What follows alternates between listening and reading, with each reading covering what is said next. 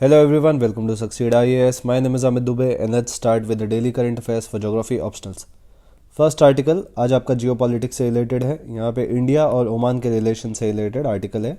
हमारे लिए geography optional के लिए यहाँ पे इंपॉर्टेंट हो जाता है इंडियन ओशन रीजन, क्योंकि इंडियन ओशन रीजन के लिए एक इम्पॉर्टेंट डेवलपमेंट है यहाँ पे आपके लिए, वो है आपका पोर्ट दुकुम। अब पोर्ट दुकुम के बारे में बात कर लेते हैं कि क्यों ये इंपॉर्टेंट है, बट उससे पहले देख लेते हैं इस टॉपिक का ज्योग्राफी ऑप्शन में क्या रेलेवेंस है। तो जैसे पहले बहुत सारे वीडियोस में मैंने आपको बताया है कि इंडियन ओशन रीजन का इंपॉर्टेंस हो जाता है आपका रिमलैंड थियरी से, and rimland theory directly geography optional paper 1 में मेंशन्ड है। ये थियरी को निकोलस पाइकमैन ने दिया था एंड इस थियरी को आपको एज इट इज देखना जरूरी है। प्लस एक क्वेश्चन आ सकता है कि how it is relevant in current times, तो इसके लिए हम लोग को जियोपॉलिटिकल डेवलपमेंट्स देखना पड़ेगा इंडियन ओशन रीजन में।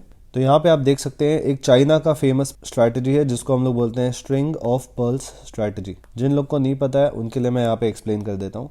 इस स्ट्रैटेजी को स्ट्रिंग ऑफ पर्ल्स स्ट्रैटेजी इसलिए बोला जाता है क्योंकि चाइना ने इंडियन ओशन में कुछ पोर्ट्स डेवलप किए हैं, कुछ मिलिट्री पोर्ट्स हैं, कुछ उनके ट्रेड रिलेटेड पोर्ट्स हैं, बट इन पोर्ट्स पे चाइना ने बहुत ज़्यादा हैवी इन्वेस्टमेंट किया है एंड इसके कुछ इंपॉर्टेंट रीजंस हैं। सी, जो इंडियन ओशन रीजन है यहाँ से बहुत ज़्यादा ट्रेड होता है। ऑयल के जितने ट्रेड्स हैं यहाँ पे आप देख सकते हैं गल्फ रीजन यहाँ पे है, तो जितना भी एशिया साउथ ईस्ट एशिया का ऑयल नीड्स है वो गल्फ रीजन से यहीं से ट्रेड होता है। और भी बाकी ट्रेड्स के लिए इंडियन ओशन का बहुत इंपॉर्टेंट रोल है, बट चाइना का कोई भी बाउंड्री इंडियन ओशन से डायरेक्टली टच नहीं होता है एंड इसलिए चाइना का यहाँ पे कोई नेचुरल पोर्ट नहीं है। फॉर एग्जांपल इंडिया का आप देख सकते हैं यहाँ पे कार निकोबार में हम लोग पोर्ट डेवलप कर रहे हैं, पोर्ट ब्लेयर है, यहाँ लक्षद्वीप में इंडिया के पोर्ट्स हैं, प्लस मुंबई, कर्नाटका, गोवा, केरला, तमिलनाडु, आंध्र प्रदेश, उड़ीसा, वेस्ट बंगाल, ये सारे हमारे अपने पोर्ट्स हैं जिनके वजह से हम लोग का इंडियन ओशन में प्रेजेंस है। एंड ये चीज़ चाइना के पास लैकिंग है, इसलिए चाइना ने क्या किया कि दूसरे कंट्रीज़ में हेविली इन्वेस्ट करना चालू किया जो छोटे कंट्रीज़ है। फॉर एग्जांपल आप यहाँ पे देख सकते हैं कंबोडिया में, फिर म्यांमार में क्विकफ्यू पोर्ट, बांग्लादेश में चिटगोंग पोर्ट, श्रीलंका में हम्बनतोता पोर्ट, मालदीव्स में माले, पाकिस्तान में ग्वादर पोर्ट, जिबूती में पोर्ट एंड पोर्ट सूडान। तो इन लोकेशंस को आप अगर कनेक्ट करेंगे तो आपको ये एक स्ट्रिंग ऑफ पर्ल्स स्ट्रैटेजी समझ में आएगा चाइना का, जिसमें इन शॉर्ट उसने इंडिया को सराउंड कर लिया है हर साइड से।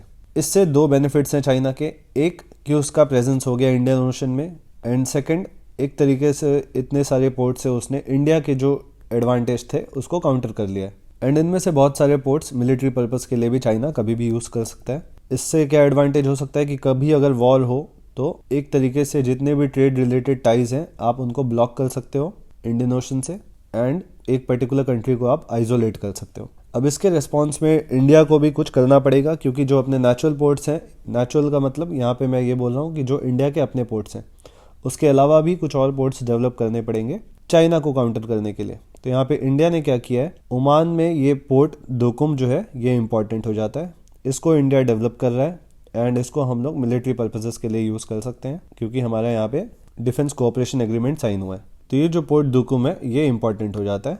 एंड जब भी अगर इंडियन ओशन से रिलेटेड कोई स्ट्रैटेजिक पॉइंट पे क्वेश्चन आता है या इंडिया का क्या प्रेजेंस है इंडियन ओशन में ऐसा कुछ, तो ये चीज़ें आपको पता होना चाहिए। तो एक तो हो गया आपका पोर्ट दुकुम ओमान में। इसके बाद आप इस डायग्राम में देख सकते हैं यहाँ पे आपका पोर्ट दुकुम है, उसके बाद यहाँ पे सेचल्स में एजम्पशन आइलैंड को इंडिया यहाँ पे डेवलप कर रहा है। सिमिलरली सेचल से साउथ में अगर आप आएंगे तो यहाँ पे मॉरिशियस में हम लोग अगलेगा आइलैंड को डेवलप कर रहे हैं। अगलेगा आइलैंड भी मिलिट्री पर्पजेस के लिए यूज़ हो सकता है एंड इंडिया ने यहाँ पे काफ़ी हैवी इन्वेस्टमेंट किया है। जिनको मॉरिशियस का लोकेशन नहीं पता है तो वो ईस्ट ऑफ मेडागास्कर में लोकेटेड है। तो फिलहाल ये 3 पोर्ट्स हम लोग यहाँ पे डेवलप कर रहे हैं मिलिट्री पर्पजेस पे यूज़ करने के लिए। बाकी port Blair, car Nicobar, Cochin, ये सब मैंने अभी आपको बताया कि जो इंडिया के बाकी पोर्ट्स हैं जो ओवरलुक करते हैं Arabian Sea, Bay of Bengal and Indian Ocean को। तो ये सारी चीज़ें आपको पता होना चाहिए कि अगर एग्जाम में ऐसा कुछ क्वेश्चन आता है तो आप इन चीज़ों को अच्छे से लिख पाओ।